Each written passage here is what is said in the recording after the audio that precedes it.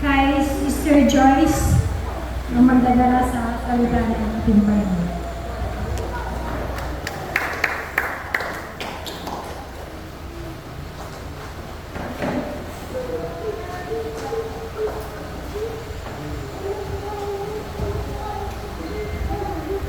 Saya natin. Good morning po sa lahat. Good morning. Parang malungkot na kayo. Sabi ni Sister Gina, parang malungkot. Good morning po. God is good. All the time. Thank you, Lord. And ako din, gusto ko din mag-testimony syempre. Ang testimony ko po, gusto ko magpasalamat sa Lord na kasama ko ngayon si Mama. Yan po siya. Kaya mga gusto mag-testimony din. Yan, galing pa po siya ng Ilocos. So, sinasama ko po sila ni Mama at si Papa kasi si Papa may nilakad po. Kaya si Mama lang po yung kasama ko ngayon.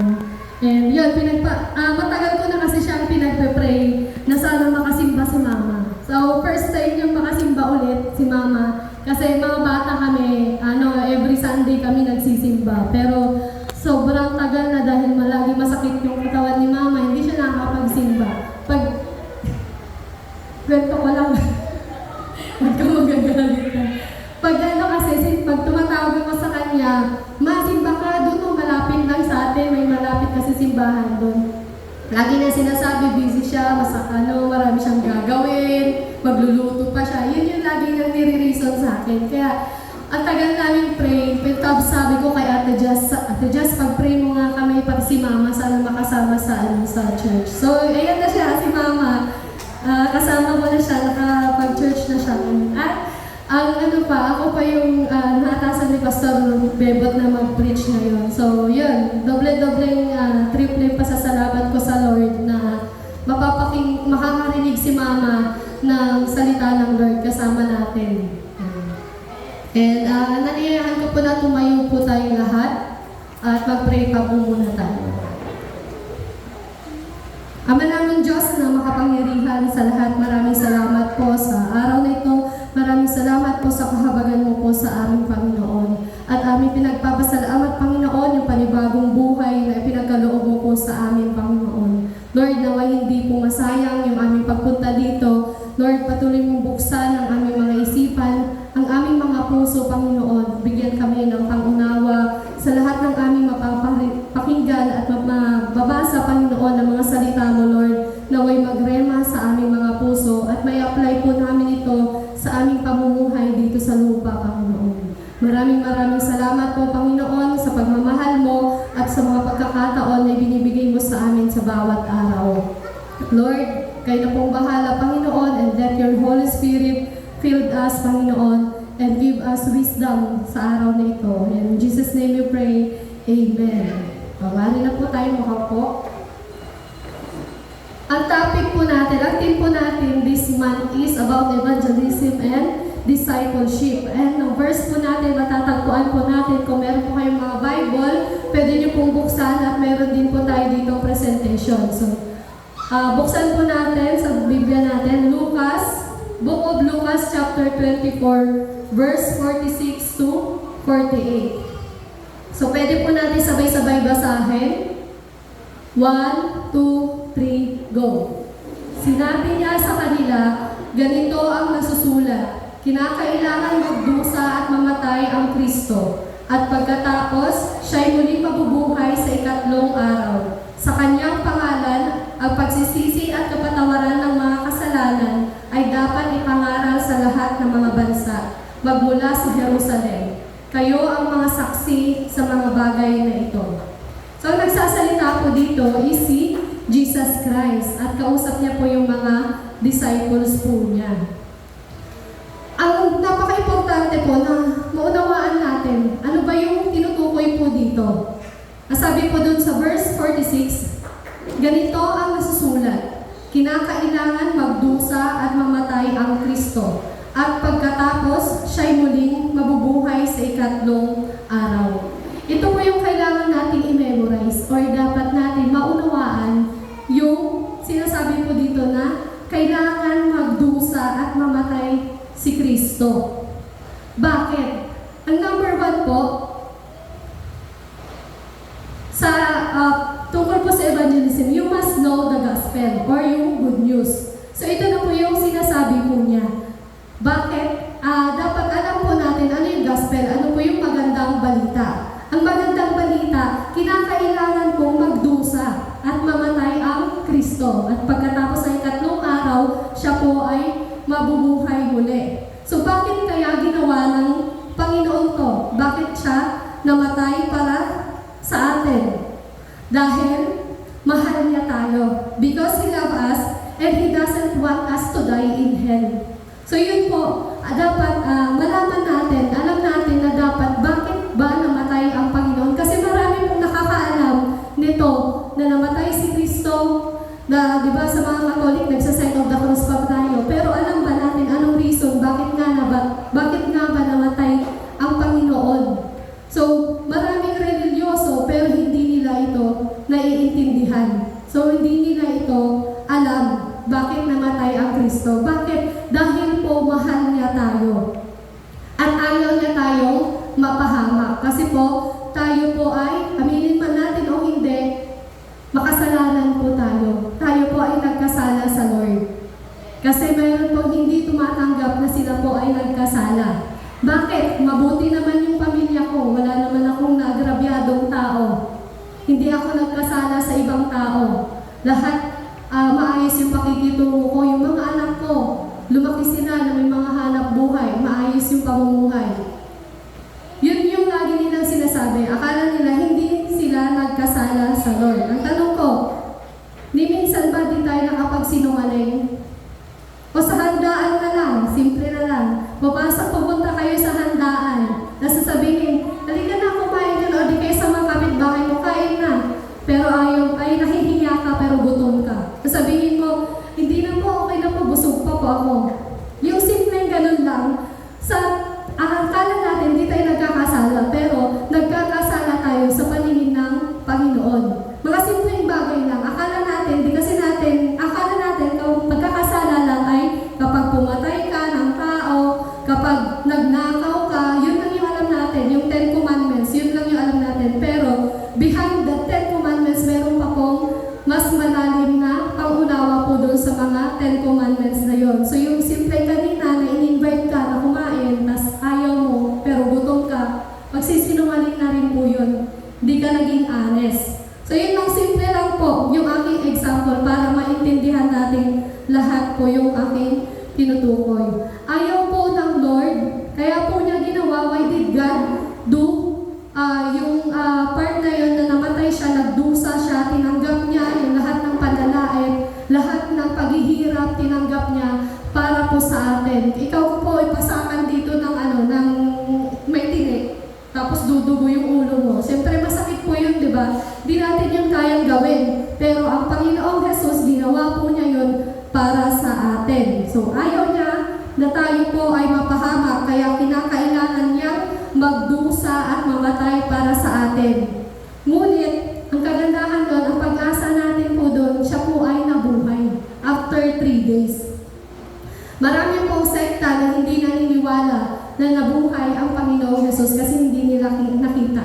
Pero sa atin po, kung tayo po ay nananampalataya, kahit di po natin nakita, yun po yung pag-asa natin. Kasi nga po, yun po yung definition ng pananampalataya, na kahit po di natin nakita yung mga bagay, naniniwala tayo at magtitiwala po tayo. Na nangyari po yun, na binuwis niya yung sarili niyang buhay para sa atin. Yan po yung unang-una na dapat natin maintindihan. Dapat alam po natin ano yung gospel. So, paparasahin ko po sa inyo, ano po yung gospel? 1, 2, 3, go. Ang Panginoong Jesus ay namatay, nagdusa siya, at nabuhay muli ng 3 araw. So, dapat tandaan niyo po yun, kasi meron pong mamaya recitation ulit bandang dulo. Diyan ako ba kayo? Gusto niyo po yun, may recitation? May pangapansin po niyan. May pansin daw si Sister Rene mamaya. So, yun po, kailangan po natin talagang alamin bakit niya ginawa po yun. Kasi kung hindi po natin alam yung mga bagay-bagay na nangyayari sa mundo, syempre wala tayong pakialam. Tama po ba?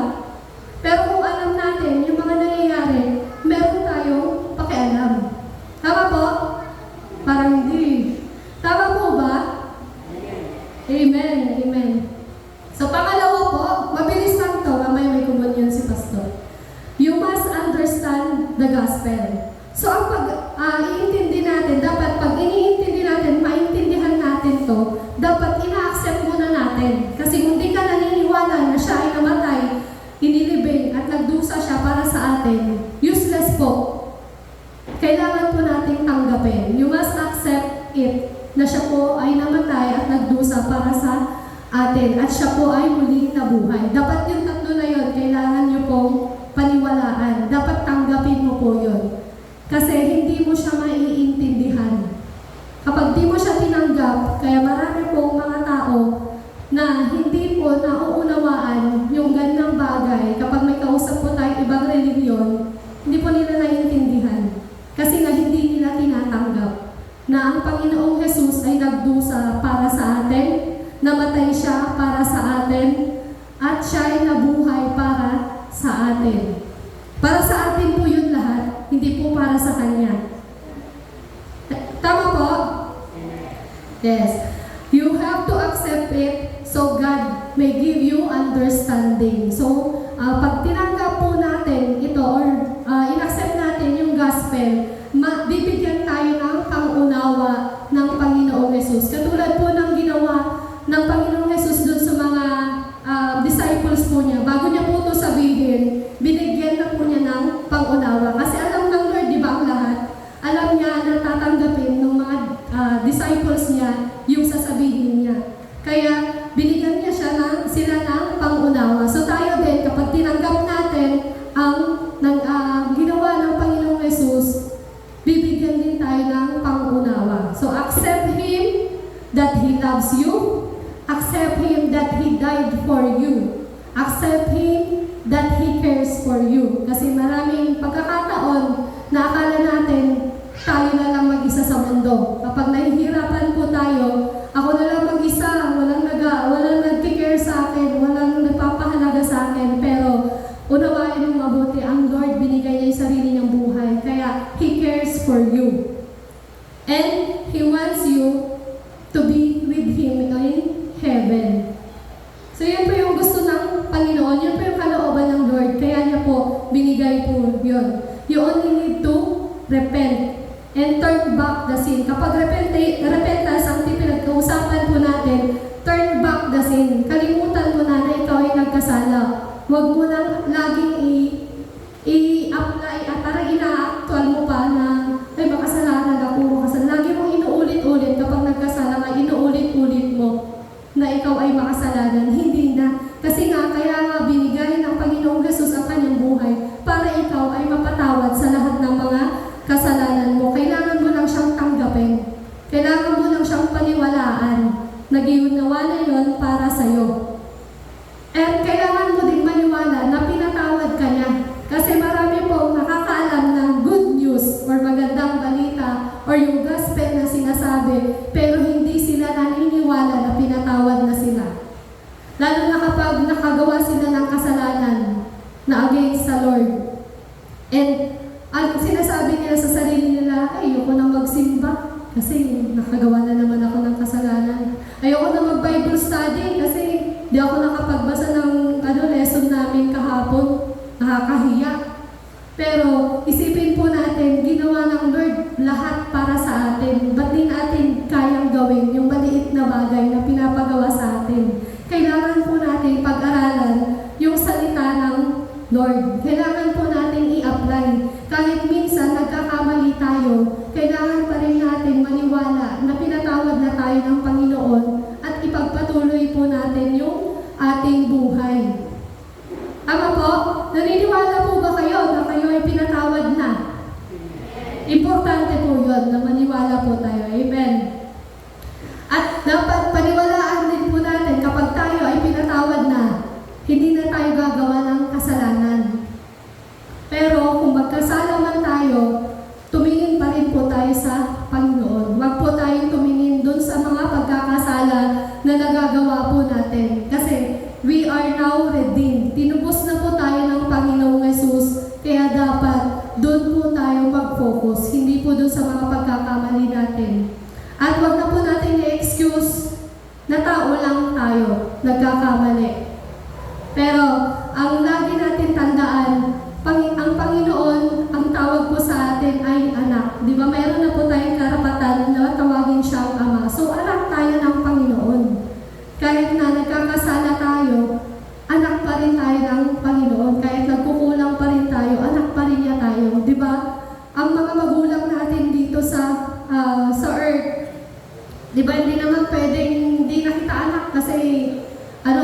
naghugas ng plato, o di kaya naging pasaway ka sa school. Anak ka pa rin niya, di ba? Andun pa rin yung pagiging mother and father ng mga magulang po natin, na kahit na ano man yung gawa nating kasalanan, sila pa rin yung magulang natin. At ganoon din ang ating Panginoong Jesus, na ano man yung magawa natin, basta bumalik lang tayo sa Kanya, handa siyang tanggapin tayo ng buong buo. Kasi niredeem na po tayo ng Panginoon. Tayo lang po yung humihiwalay sa Panginoon. Amen po ba? Naniniwala po ba kayo? Parang hindi. Wala akong narinig. May naniniwala po ba? Amen. So dapat hanggang matapos yung preaching ko, dapat naniniwala tayo. Kasi saglit lang to. Pangatlo po, you must become a witness of the gospel. So from the Greek word, martyras, or who gives testimony. Sa Greek verb naman po ay martiro, or giving witness or testifying. Or sa ibang term po, martoria or martir. Alam niyo yung martir, di po ba? English term po yan. Yung martir, yung parang wala kang pakiramdam. Tama po ba? Kahit masakit na yung nangyayari. Tama ba? Pero may mga na naririnig ko yan nung bata ko. Martir naman no, itong na to, parang walang pakiramdam. So yun yung pagkaintindi ko po sa martir. Tama po ba yung pagkaintindi ko? Walang parang hindi nararamdaman kung ano yung sakit na nangyayari sa kanya.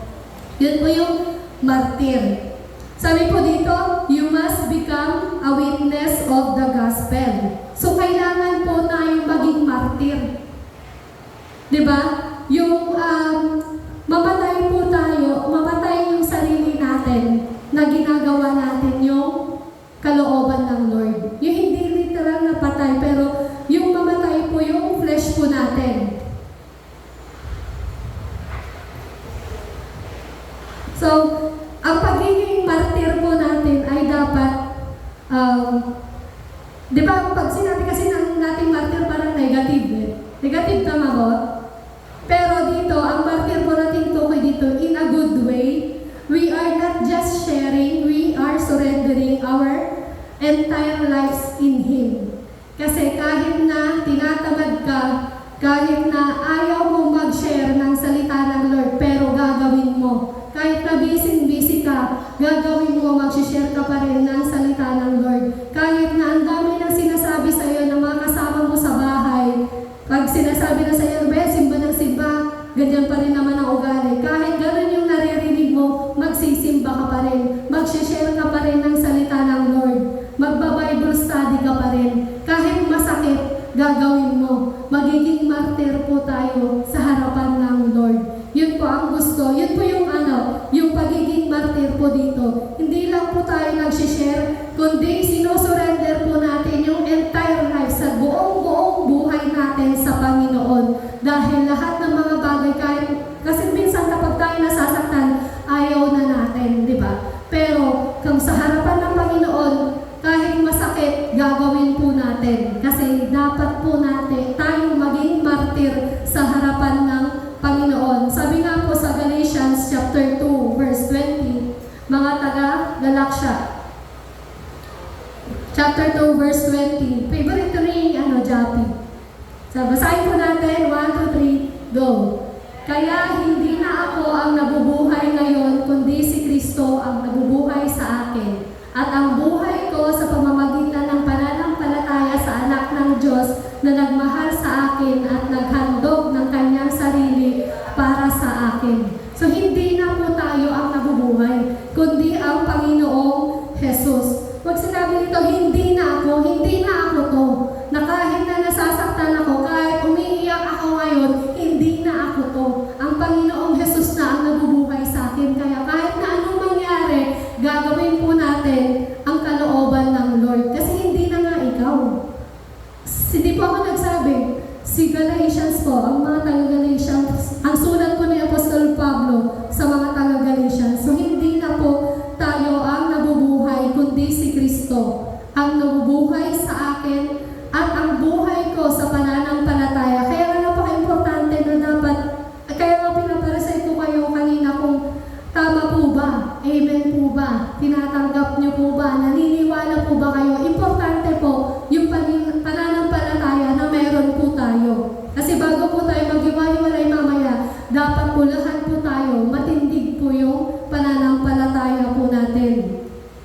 Ano yung pananampalataya natin?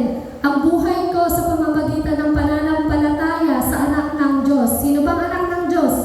Ang Panginoong Jesus na nagmahal sa akin at naghandog ng kanyang sarili para sa akin. Ito, i-memorize niyo po to para lagi niyong matandaan na kahit nahihirapan po tayo, hindi na ako ang nabubuhay, kundi ang Panginoong Jesus. Yun yung lagi natin maiintindihan.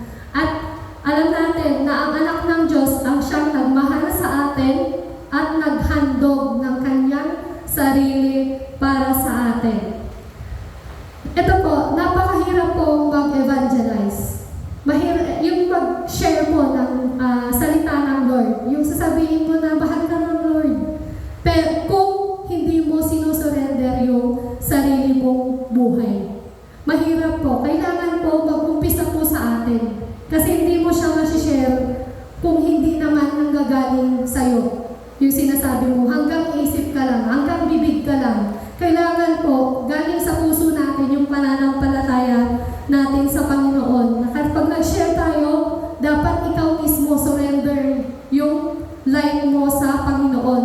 Na kahit na narinig natin yung gospel, kasi parang kapag mag-evangelize po tayo, kahit narinig na natin kahit 10 beses, kahit million times natin narinig yung magandang balita na sinasabi natin, pero kung tayo mismo hindi po surrendered yung entire life natin sa Panginoon, kahit mag-share po tayo, parang wala pa rin impact. Baka mauna pang magkaroon ng impact sa buhay nung sinisharan mo, sa atin wala. So, dapat din, maintindihan po natin, we may understand it, but we seldom forget it because of our trials in life. So, madalas po natin, alam na natin, so 10 beses na natin napakinggan yung magandang balita, pero madalas po natin nakakalimutan dahil sa dami ng trials natin sa buhay. Pero wag natin kalimutan, alalahanin po natin Galatians chapter 2, verse 20. So, we really need to surrender now and spread the gospel. So sabi po doon sa Hebrew chapter 4 verse 1 to 2. Kaya nga habang, sabay-sabay nga po tayo, 1, 2, 3, go. Kaya nga habang nananatili ang pangako ng Diyos na tayo'y makakapasok sa kapahingahang sinabi niya, mag-ingat kayo at baka mayroon sa inyong hindi makatanggap ng pangakong ito. 2. Verse 2. Sapagkat tulad nila ay napakinggan din natin ang magandang balita, ngunit hindi nila pinakinabangan ang balitang kanilang narinig dahil hindi nila ito tinanggap ng may pananampalataya. So napaka-importante po na yung faith po natin is in Christ. Hindi po dapat na yung faith natin is in money. Hindi po, dapat in Christ po tayo. Kasi tayo po minsan, ang faith po natin, kapag nakita natin, okay, darating na yung sahod ko, may pambayad na ako ng utang. Yun po yung pananampalataya natin eh. Kahit wala po tayo, kahit hindi pa dumating yung sahod, dapat ang faith po natin na kay Kristo, hindi po dun sa darating. Kasi, useless po yung faith natin kung nakikita natin. Kasi ang pananampalataya po, dun sa Book of Hebrew, yung po hindi natin nakikita, naniniwala na po tayo. Yun po, dapat yung ating paniwalaan. Sabi po dito sa verse 1, di ba? Kaya nga habang nananatili ang pangako ng Diyos na tayo'y makakapasok sa kapahingahang sinabi niya, mag-ingat kayo at baka mayroon sa inyong hindi makatanggap ng pangakong ito. Kasi nga po, possible po na hindi tayo makapasok sa kaharian ng Lord kapag yung faith po natin is shaking or hindi sure yung faith po natin sa Panginoon. Dapat po, bold po yung pananampalataya natin sa Panginoong Jesus. Sabi po doon sa verse 2, tuloy ko po, sapagkat tulad nila'y napakinggan din natin ang magandang balita, ngunit hindi pinakinabangan ang balitang kanilang narinig dahil hindi nila ito tinanggap ng may pananampalataya. Ang nakakatakot sa atin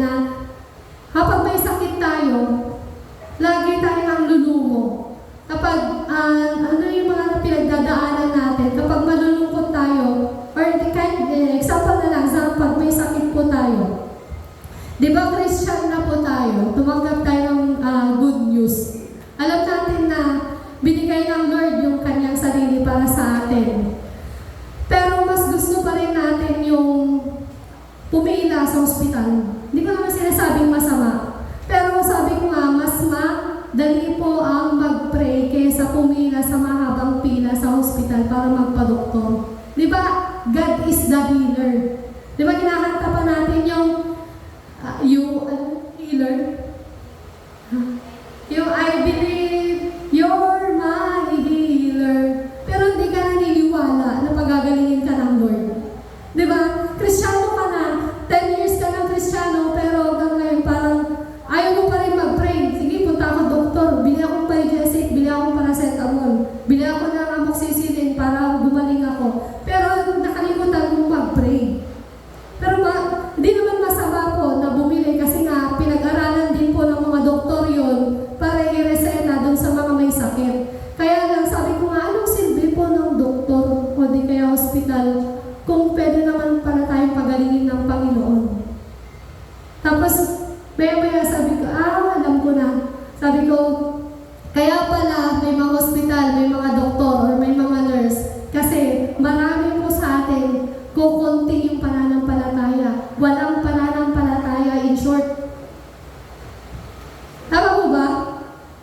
Naniniwala ba kayo God is healer? God is my provider.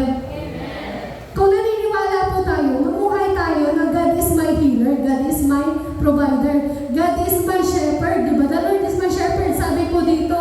Pero hindi tayo naniniwala na may provide ng Panginoon kasi madalas po lumalabas sa ating bibig, wala akong pera. Wala akong pambayad ngayon. But sabi ng Lord sa atin, mag-pray po tayo. So kailangan po natin makipag-communicate sa Panginoon. Kasi kung hindi po tayo makikipag-communicate everyday, yung pananampalataya na binigay sa atin, nakakaunti, kagabuti ng mustasa, mawala pa sa atin, baka malantapan, di pa na itatanim.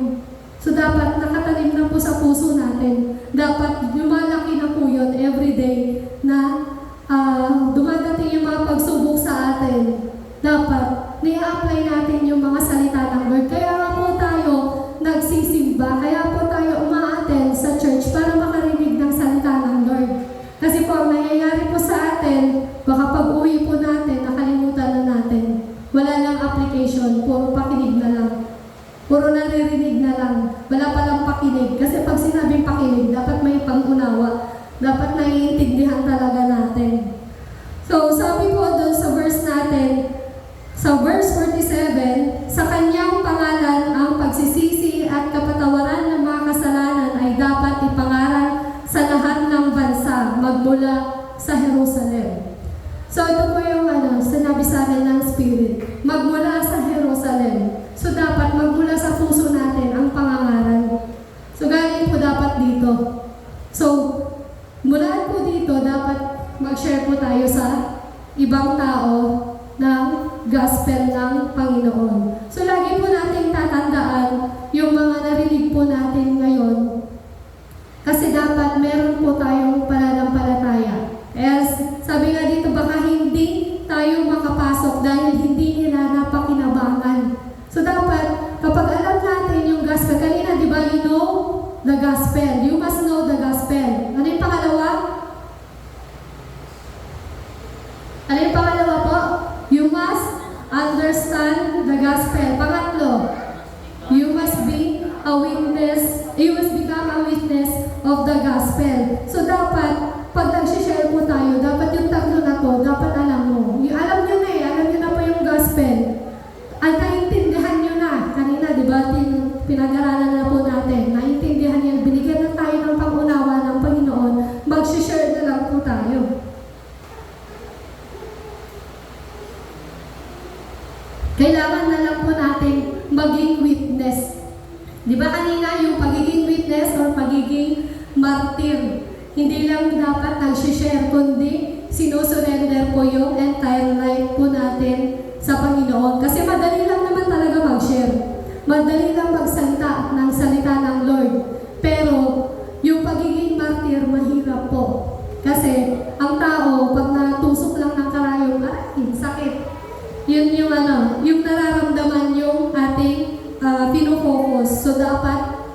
Maging martir po tayo sa harapan ng Lord. At dapat magmula po sa puso yung ating pag-share ng salita ng Lord or pag-angaral natin ng salita ng Lord. Maging saksi po tayo ng magandang balita. Sabi po doon sa Romans chapter 10 verse 10, sapagkat sumasampalataya ang mga tao sa pamamagitan ng kanyang puso at sa gayon ay itinuturing na matuwid ng Diyos.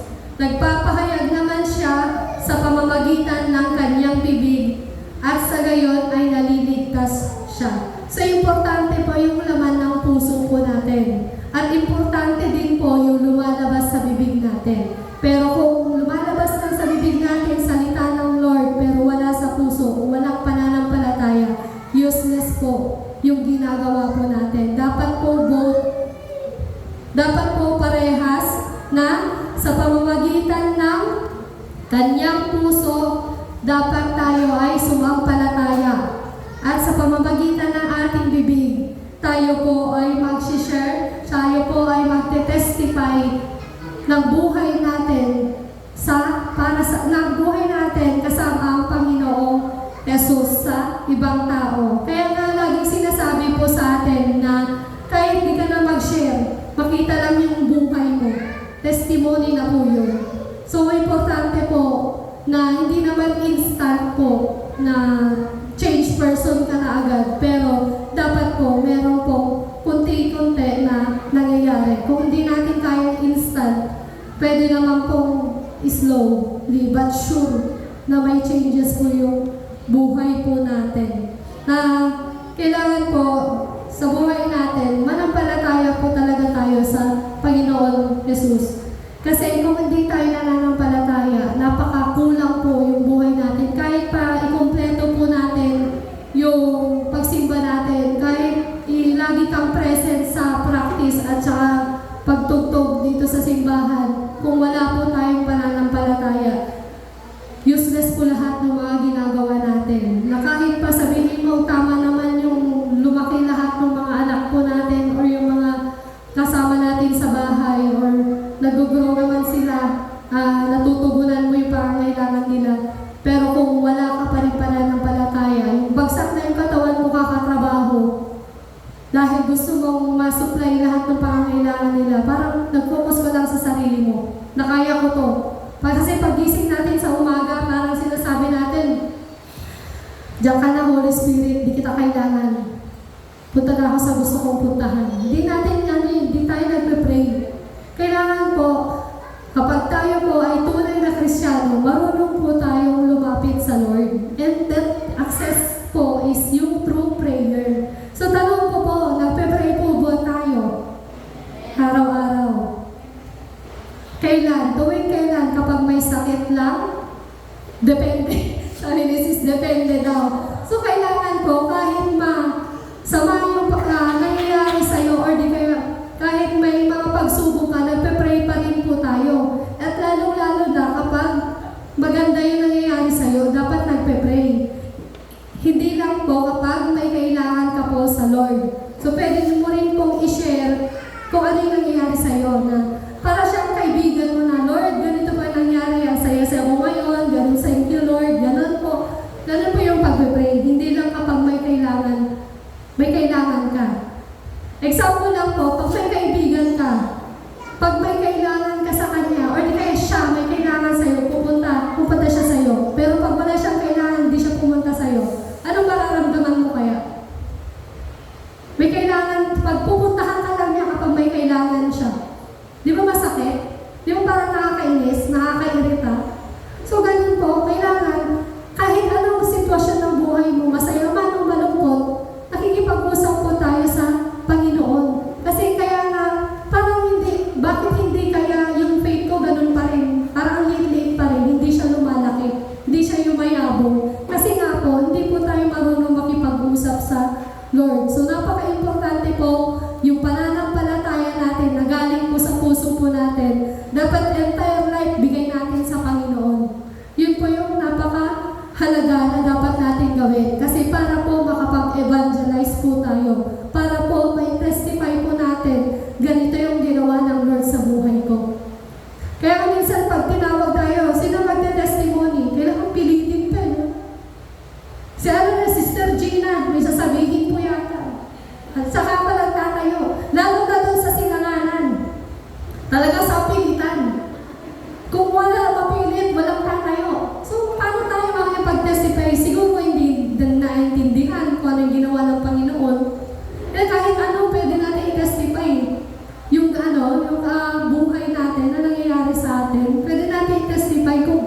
tayo binago ng Panginoong Yesus.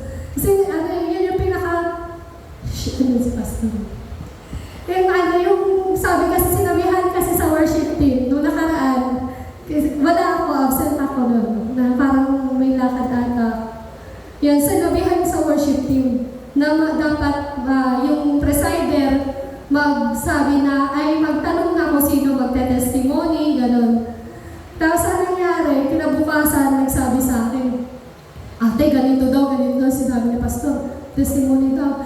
Tapos ngayon, dahil parang, ay, itsura nila, parang nangangarag na wala pa nahahanap kung sino magte-testimony. Sabi ko, hanap ako sa AI, paano mag-testimony? Si Meta, tanong ko kay Meta, paano mag-testimony? Di ba itatanong pa natin sa Meta, alam niyo yung Meta, sa Messenger? Tatanong mo pa doon kung ano yung dapat sabihin mo. So dapat, kung kilala natin, alam natin yung gospel, naiintindihan natin yung gospel, alam na natin kung paano mag-testify, alam na natin kung paano mag-witness ng salita ng Lord. So kailangan po natin mag-evangelize. Dito sa pamilya po natin, mag-i-evangelize po natin sila. Kasi ang nakakalungkot po na mangyayari po sa atin kung hindi po natin i-evangelize ang ating mga magulang, ang ating mga kapatid, iba pa mag-evangelize sa kanila. 10 years ka ng Kristiyano, pero iba pa yung nag-share sa kanila. Share lang po tayo ng share, kasi nga sabi nga, tanim lang tayo ng tanim. Tayo po mga farmers po tayo, tanim lang po tayo ng tanim. Bahala na ang Lord magpalago ng ating mga tinatanim sa kanila. And let's share. I-share po natin. Napaka-importante po mag-share po natin. And malapit na pong dumating ang Panginoon.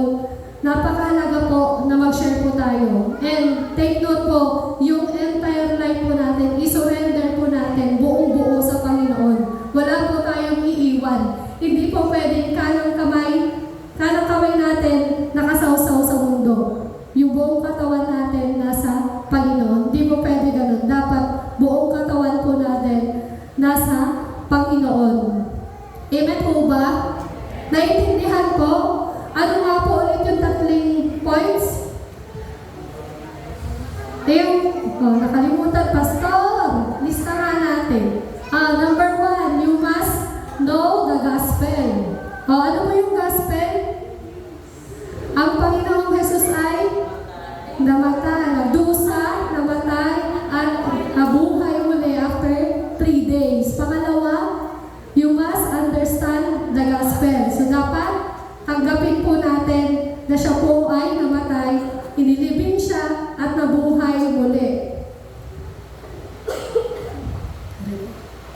So, pangatlo po, you must become a witness of the gospel. So, kailangan po natin maging martir. Martir po in a good way, ha? Hindi po puro negative po ang pagiging martir. Pwede po natin magamit siya in a good way. Martir tayo sa harapan ng Panginoon. Yun lang po yung gusto ko pong i-share ngayong umaga. And I hope na naintindihan po natin lahat po. And let's pray po. Bless naman namin Diyos na makapangyarihan sa lahat. Maraming salamat po Lord sa pagbibigay niyo sa amin ng pangunawa sa mga salita na aming napag-aralan ngayong umaga, Panginoon. Lord, we pray God na tanggapin namin ito ng may pananampalataya at gamitin namin ito at mapakinabangan namin sa mundong ito, Panginoon. Na mag-testify po kami, may surrender muna namin yung aming buhay ng buong buo sa inyo, Lord. And makapag-share po kami, makapag-testify po kami sa ibang tao, Panginoon, kung gaano kayo kabuti, kung gaano nyo kami kamahal, na isinakripisyon nyo po ang yung buong buhay para sa amin. And Lord, hayaan mo kami na mamuhay ng may pananampalataya. At ang pananampalataya ito, Panginoon, ay nakatanim sa aming mga puso, Lord. Maraming salamat, Panginoon, sa pagmamahal mo, sa kahabagan mo sa amin, Panginoon, sa grasya mo, at sa araw-araw na pagkakataon na binibigay niyo po sa amin, Panginoon. At naway hindi ito masayang, Panginoon, at patuloy po kami mamuhay ng may pananampalataya, may pagpapakumbaba, at sa iyong harapan, Panginoon, ay maging martir po kami, Panginoon. At Lord, kahit na